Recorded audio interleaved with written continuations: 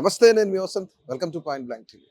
So నిన్న ఏదైతే ఫిరోజ్ ఖాన్ పైన దాడి జరిగిందో, ముఖ్యంగా కాంగ్రెస్ నేతలందరూ కూడాను ఇక ఎంఐఎం పైన విమర్శిస్తున్న పరిస్థితి ఉంది. ముఖ్యంగా అసలు ఏం జరిగింది ఏంటి అనేది దాని గురించి పూర్తిగా వివరణ ఇవ్వడానికి TPCC general secretary Charan Kaushik Yadav మనతో పాటు ఉన్నారు. మనం మాట్లాడదాం.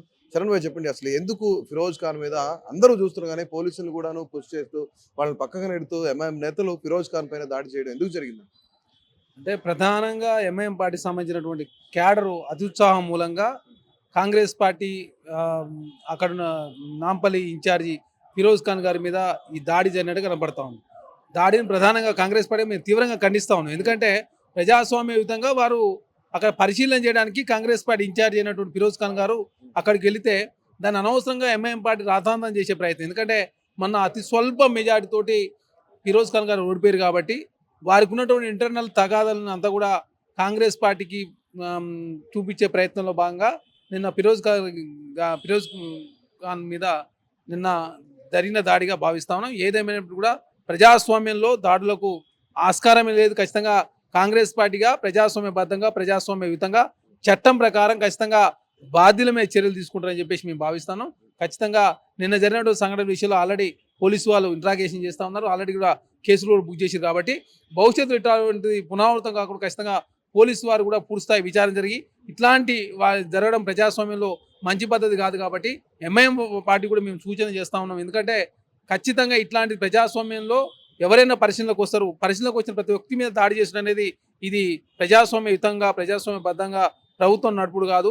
ఇక్కడ మనం చూసుకున్నట్లయితే గత కొద్ది కాలం నుంచి కూడాను కాంగ్రెస్ పార్టీ నేతలు కానివ్వండి, ఎంఐఎంకి సంబంధించి చాలా దగ్గర సంబంధాలు ఉన్నాయి. వాళ్ళు మీరు కలిసే పనిచేస్తున్నట్లు కూడాను రేవంత్ రెడ్డి గారు కూడాను ఆహ్వానించిన పరిస్థితి ఉంది. కానీ ఇక్కడ మీకు సంబంధించిన పార్టీ నేత పైనే ఒక ఎమ్మెల్యే అభ్యర్థి పైన దాడి చేయడం అనేది ఎంతవరకు సమంజసం? ఇది దీన్ని తీవ్రంగా ఖండిస్తున్నాం. ఎందుకంటే ఫిరోజ్ ఖాన్ గారు చూస్తాని పోయిండు, వారు దాడి కూడా పోలే. చూస్తా అని పోయినటువంటి వ్యక్తి మీద ఎంఐఎం పార్టీకి సంబంధించిన ఆ డివిజన్ ప్రెసిడెంట్ ఎమ్మెల్యే గారు ఫోన్ చేస్తే వారు అనుచరులతో వచ్చేసి ఏకంగా కాంగ్రెస్ పార్టీ కార్యకర్తల మీద కాంగ్రెస్ పార్టీ ఇన్ఛార్జి ఫిరోజ్ ఖాన్ మీదకి వెళ్ళినట్టునే ఇది ప్రజాస్వామ్యంలో మంచి పద్ధతి కాదని చెప్పేసి మేము భావిస్తా ఉన్నాం. ఎందుకంటే ఎవరైనా ఉండని ఆ ప్లేస్లో కాంగ్రెస్ పార్టీ ఉన్నా మేము వ్యతిరేకిస్తాం, లేదు బీజేపీ ఉన్నా, లేకపోతే ఏ పార్టీ అయినా ఉండి ప్రజాస్వామ్యయుతంగా పనిచేసే ప్రభుత్వంలో ప్రజాప్రభుత్వం ఇది.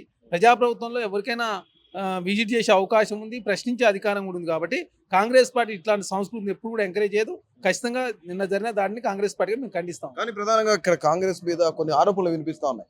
రేవంత్ రెడ్డి గారికి సంబంధించి ఎంఐఎం పార్టీని దగ్గరికి తీస్తారు, ఎవరైతే అసదుద్దీన్ బ్రదర్స్ ఉన్నారో వాళ్ళతో కూడాను చాలా మంచిగా ఉంటారు. ఇక ప్రభుత్వానికి సంబంధించి వాళ్ళు సహకరించాలని కోరిన పరిస్థితి కూడా ఉంది. ఇంకోటి ఏంటంటే వాళ్ళ ఎమ్మెల్యేలు కొంతమంది స్టేజ్ పైన కూడా చెప్తున్న పని, మీకన్నా కాంగ్రెస్ ఎమ్మెల్యేల కన్నా రేవంత్ రెడ్డి గారు మాకు ఇంపార్టెన్స్ ఇస్తారని చెప్తున్నారు. అంటే కేవలం కాంగ్రెస్ పార్టీ కావాలని తప్పిదం చేస్తుందా ఇది? అంటే గెలిచినటువంటి ఎమ్మెల్యేలకు ప్రోటోకాల్ ప్రకారం గౌరవం ఇవ్వాలని చెప్పి కాంగ్రెస్ పార్టీ కోరుకుంది. కాబట్టి దానిలో భాగంగా వారు ఈ ప్రాంతానికి సంబంధించిన ఎమ్మెల్యేలు కాబట్టి ఆ ప్రాంతంలో ఖచ్చితంగా ఓపెన్లు జరిగినప్పుడు ఆ పార్టీకి సంబంధించినటువంటి MIM party, BRS party, Bharatiya Janata party అని చూడకుండా ప్రజాస్వామ్యయుతంగా వ్యవహరించాలి. కాబట్టి ఖచ్చితంగా చట్టాన్ని గౌరవించాలంటే ఖచ్చితంగా అక్కడ గెలిచినటువంటి ఎమ్మెల్యే ప్రోటోకాల్ ప్రకారం ఉండాలి. కాబట్టి అట్లా గౌరవించే దానిలో కాంగ్రెస్ ప్రభుత్వం ముందుకు పోతాం. ఎందుకంటే గెలిచిన ప్రతి వ్యక్తిని కాంగ్రెస్ పార్టీ గౌరవిస్తూ ఉంది, ప్రతి పార్టీని కూడా మేము గౌరవిస్తూ ఉన్నాం. ఎందుకంటే ప్రతి పార్టీ గెలిచిన వ్యక్తి అసెంబ్లీ రావాలని, ప్రజల సమస్యల మీద మాట్లాడాలని చెప్పి కాంగ్రెస్ పార్టీ కోరుకుంటా ఉంది. దానిలో భాగంగానే మా కాంగ్రెస్ పార్టీ పోటీ చేసిన వ్యక్తి నిన్న విజిట్ చేస్తాను పోయిండు. విజిట్ చేసిన పోవుడు అనేది చట్ట విరుద్ధం కాదు, అది నేరం కాదు. కానీ దాన్ని అనవసరంగా రాద్ధాంతం చేసే ప్రయత్నం ఎంఐఎం పార్టీ చేసింది. కాబట్టి వారు చేసినటువంటి దాడిని కావచ్చు, వారు చేసిన మాట్లాడిన వ్యాఖ్యలు కావచ్చు, మేము తీవ్రంగా ఖండిస్తాం. కానీ ఇక ఇప్పుడు ఈ విషయం పక్కన పెడితే మరొక విషయం ఏంటంటే రాష్ట్ర వ్యాప్తంగా కూడాను కొండా సురేఖ గారికి సంబంధించిన, నాగార్జునకు సంబంధించిన ఇష్యూ కొంత సంచలనంగా మారింది. కొండా సురేఖ గారు బహిరంగంగా క్షమాపణలు అడిగారు, వెనక్కి తీసుకున్నా అని చెప్పారు. మీ పార్టీ అధ్యక్షుల వారు కూడాను దీనికి సంబంధించి మేము వెనక్కి తీసుకుంటామని చెప్పారు. కానీ ఇంకా కూడాను నాగార్జున తగ్గకుండా 100 కోట్ల పరువు నష్టం దావా వేశారు. ఈ రోజు కోర్టులో ఆ కేసు హీరింగ్ వస్తుంది. ఎట్లా చూడొచ్చు దీన్ని? అంటే ప్రధానంగా నిన్న ఆల్రెడీ కొండా సురేఖ గారు మాట్లాడిన కొన్ని గంటల్లోనే తను సారీ చెప్తున్నా అని చెప్పేసి ఆల్రెడీ క్షమాపణలు కోరిందంటేనే తను మాట్లాడిన వ్యాఖ్యలు వెనక తీసుకుని భావించాల్సిన అవసరం ఉంది. ఈ సమస్యను ఇంతటితో వదిలేనని చెప్పేసి మా కాంగ్రెస్ పార్టీ అధ్యక్షులు మహేష్ కుమార్ గౌడ్ గారు కూడా రిక్వెస్ట్ చేశారు. అదే కాకుండా మా ప్రభుత్వంలో ఉన్నటువంటి మంత్రులంతా కూడా ఏదో పొరపాటు జరిగిపోయింది, ఏదో తనను కొంత ట్రోలింగ్ చేయడంతో ప్రధానంగా ఆమె మనసును హర్ట్ అయింది కాబట్టి ఆమె మాట్లాడిన తర్వాత మేలుకొని ఆమె క్షమాపణ కోరింది. కాబట్టి దీన్ని ఇంతటితో వదిలేయాలంటే అనవసరంగా రాజకీయం చేసే ప్రయత్నం నాగార్జున గారు చేస్తా ఉన్నారు. బీఆర్ఎస్ ట్యాప్లో కేటీఆర్ గారి ట్యాప్లో నాగార్జున గారు పడొద్దని చెప్పేసి మేము కాంగ్రెస్ పార్టీ కోరుతా ఉన్నాం. ఎందుకంటే ఇంతటితో ఈ విషయాన్ని వదిలేస్తే బాగుంటది.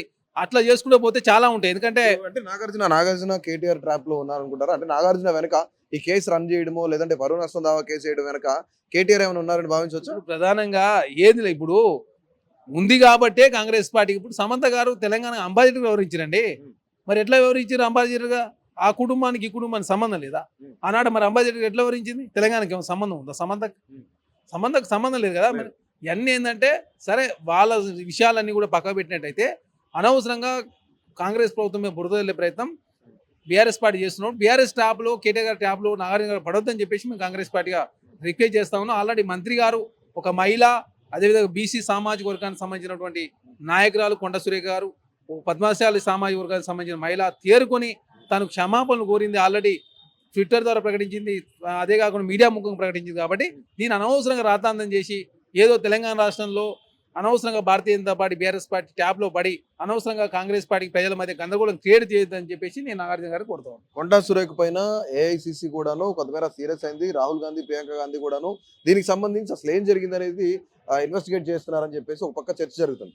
కానీ ఇక్కడ ముఖ్యంగా కొండా సురేఖ ఒక మహిళా నేతగా, మహిళా మంత్రిగా ఆవిడుండి అన్న మాటలు పక్కన పెడితే ఇంకా వన్ మోర్ ఏంటంటే కొండా సురేఖకి సంబంధించి ఆమె బీసీ నేత అని చెప్పేసి తెర మీదకి తీసుకొస్తారు. ఎస్పెషల్లీ కాంగ్రెస్ లో ఉన్న కొన్ని వర్గాలని చెప్తున్నారు. అంటే బీసీకి అన్యాయం జరగొద్దు అని చెప్తున్నారు.